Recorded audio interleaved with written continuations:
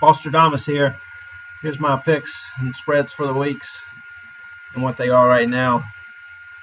Green Bay at Chicago Thursday night. I think Green Bay would be a 7.5-point favorite. They're an 8-point favorite. Didn't look very good at all last week. They've had some bad stretches the last couple years, but they've beast moded Chicago the last few years, so I don't think there's any reason that won't stop here. Alshon Jeffrey will have a big game. I don't see why he wouldn't. But other than that, I think Green Bay will get back on track a little bit. Every time they have these little spells, they usually come back in a big way. So I like them to do that Thursday night, especially with Chicago having a quick turnaround. Giants at LA. This game was in LA. It'd be tough to pick, but it's in London. So I thought the Giants would be a 2.5-point favorite, and that's what they are, 2.5 or 3. Probably be 3 by game time. Rams are actually a bad matchup for the Giants, so they can get after Eli Manning. And the Giants' offense is clearly sputtered. It had the big win at the end of the game against Baltimore in New York. The over-under is 44. I wouldn't count the Rams out at all. I like the Giants to win just because it's in London. They got to be smart with football. If they're not, though, I think Los Angeles could win it and possibly win big if they play well on offense. Gurley needs to get going. I think not the greatest passing attack, so if Gurley doesn't get going, who knows? I'm going to take the Giants. Minnesota at Philadelphia. I thought Minnesota would be a strong 4-point favorite. They're only 2.5, so maybe Philly will bounce back this week. I like Minnesota to win, probably in a close game, though. I think it'll be like 28-24 Minnesota. I like Bradford to have a nice game here. I think they had a bye week last week. I'm definitely think Philly's going to be good, though. People are down on Carson Wentz, but he's a rookie. He's going to have 2 average games in a row. Started off real high. I think he's definitely a quarterback, not only in the future, but to be pretty good this year. So Philly could win this game and definitely give Minnesota problems if Minnesota doesn't have Peterson, so that's going to catch up to them one game. Will it be this game? I don't know. I kind of like Bradford with the week off. New Orleans at Kansas City. I thought New Orleans would only be a 4.5-point underdog just because Kansas City usually doesn't put up too many points. But I don't know if that's true anymore. They've had some pretty exciting games the last couple of years. Both teams. They're 6.5 or 7-point favorites, so they'll definitely win. I think. I mean, New Orleans is just one of the worst defenses in the league. Offensively, they're as far as Drew Brees and Brandon Cooks can take them. Not much of a running game going, at least for them right now. Well, they're behind a lot too, so they have to throw. Over-under is 50.5, so it probably will be a very high-scoring game. I like Kansas City to win 34-27. Be real close. 7 points is a lot. But if Drew Brees starts throwing interceptions, can never get back in the game, this will be all. I think it'll be Kansas City anyway, but it could be pretty ugly. Washington at Detroit. I thought Detroit would be a strong 3-point favorite. They're only 1.5 against the Redskins, so I think this is a real interesting game. Detroit's had a lot of home games, played all right at home, especially lately. So I'm going to take Detroit in this game. I'm kind of surprised it might go to 3 by game time. Washington does look pretty good, though. Definitely like a lot of the things they do, a lot of their players. They could easily win this game. This game will probably be 49.5, so it probably will be a lot of points. I'm going to take Detroit over Washington, probably 28-27, something like that. But I can see Washington scoring at the end. And if they do, there'll be a team to watch out for to win that division. That would be a huge win. Cleveland at Cincinnati. I thought Cincinnati would be about 8 points or 7, or actually 10. So they'll probably win and win big. Lately, Cincinnati's dominated this rivalry. In the past, though, a lot of times it's played like a college football game, kind of like a rivalry game. The worst team would win on the road, stuff like that. But Cincinnati's got to be fired up for a win, especially with they got a chance to get back and win this division. I don't even think they played Pittsburgh yet, or that's obviously their competition. Them and Baltimore could still get back in it. It's pretty wide open. So I like Cincinnati, and Cincinnati 10 points, that's a lot in a rivalry game, but you gotta like the chances to win for sure. Cleveland just doesn't have much going for them at all. And Andy Dalton can get back on track too. Cleveland's pass defense hasn't been very good. AJ Green might not have a big game. This would be a good game to get everybody else involved, which they need to do anyway. So than AJ, they haven't been doing too much. Buffalo at Miami. This is always a weird divisional game. I thought Miami would be a 2-point favorite. They did have to play against Roethlisberger in the second half. Otherwise, that game would have been played out a lot different. I do like Buffalo and what they've been doing, so I'm not surprised that they're actually a 3-point favorite. But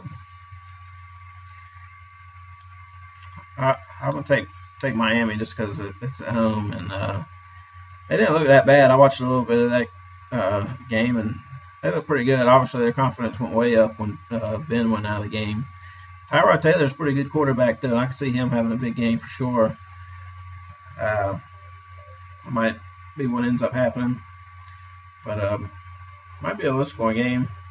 Who knows? Both these quarterbacks can, both these teams like to blitz, and both quarterbacks can roll out and sometimes make plays. So might be a real high-scoring game too. Pretty unpredictable one. Just like the next one, Oakland at Jacksonville. These are two teams I picked to win their division, and both teams still have a chance for sure, unless Denver or Kansas City gets hot. I thought Jacksonville would be a small 2.5-point favorite. They're a 1-point favorite. I have minus 1.5, and they're 1. Over unders anywhere from 48.5 to 49.5. Should be a real exciting game. Both teams, similar teams, trending upward. Good passing games. Still working on their running games. Both have big-time defensive players, but neither team's playing really cohesive as a defensive unit. I think this will be a real interesting game and a real momentum boost for whoever wins. I'm going to take Jacksonville just because it's at home. I definitely think Oakland's a better team.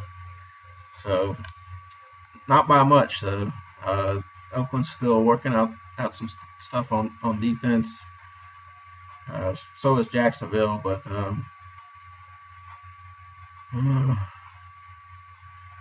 and both teams are trying to get the other guys involved too, which both have big time receivers, and Amari Cooper and Allen Robinson.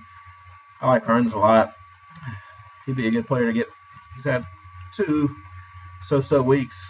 He's had some decent weeks, having a pretty good season again. I think it's his 3rd season. He's looked pretty good every year. Should be a real interesting game. Colts at Tennessee. I thought Tennessee would only be a 2-point favorite, just because at the beginning of the year you'd probably take the Colts. They're actually 2.5-point favorites. So Colts just don't have much going on defense at all. The over/under is 48.5, which is pretty high for 2 teams. The Colts have been scoring a lot of points too, though. T.Y. Hilton looks real good. Tennessee's not bad on defense though, so if they can keep the Colts under 30, which the Colts have been scoring a lot of points, at least in the 20s, I think, every game, and a lot of games close to 30. So Mariota's look pretty good. So this will probably be a rivalry moving forward, especially with the 2 first overall quarterbacks. I think Tennessee's the better overall team. I think they'll win. Baltimore at the Jets. This is a real tough game to pick here. Both teams desperately needing a win. I thought the Jets would be a small 2.5-point favorite. They're only 1, so who knows who's even going to play quarterback for them next week. The over/under is only 41.5 or 40, Some got 42 or 42.5, which is really low. You can definitely see it being that way. You also see teams getting good field position off fumbles, and both teams like the blitz, and both quarterbacks aren't doing very well against the blitz right now. So might not be punts, might be some fumbles and good field position, and that's just 42 points. You can cover that in half. Who wins? I don't know, flip a coin. I don't know. I'm going to take the Jets if they play Fitzpatrick. If they play somebody else, I'm going to take Baltimore. So, Forte looked real good to start the season. He looked like vintage Forte. If they can get anything like that going again, they should win. Could easily see Baltimore winning this game at the end. Seems like they're always got an interesting game going with a couple minutes left. San Diego and Atlanta. Definitely like Atlanta to win this game. I think I had them at a solid 7, or no, I had them at 6.5, and they are 6.5. I definitely like Atlanta. San Diego had the big win last week, so probably on paper this looks like a definite high-scoring game, and it is. Yeah, the over/under is 53.5, which is definitely highest of the week, one of the highest of the year. I could also see both the first half being 13-10 or something like that, and then getting off to a slow start in the third quarter. Clock management, some of these games are kind of crazy.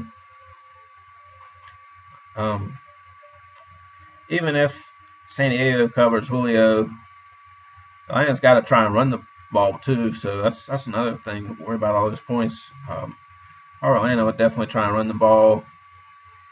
Defenses look pretty good. They've got good covered corners. Antonio Gates might have a big game, something like that. I don't think Travis Benjamin or I think San Diego might start to look to get somebody else involved.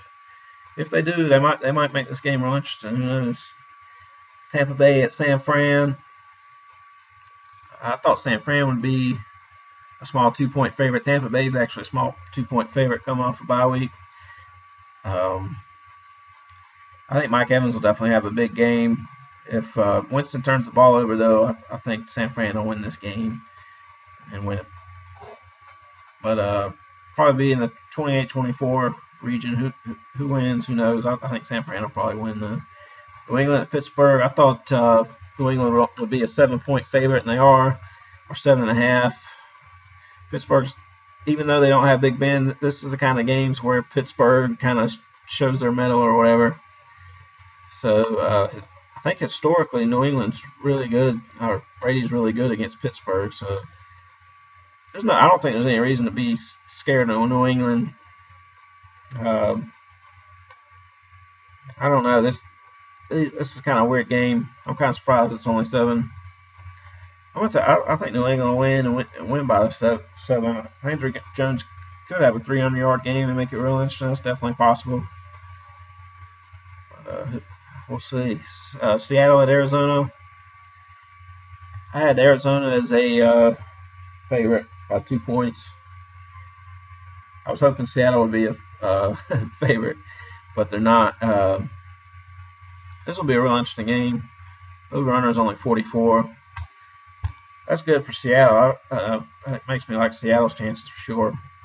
Arizona could have a big passing game. I think that pass interference against Sherman will come back to haunt Seattle.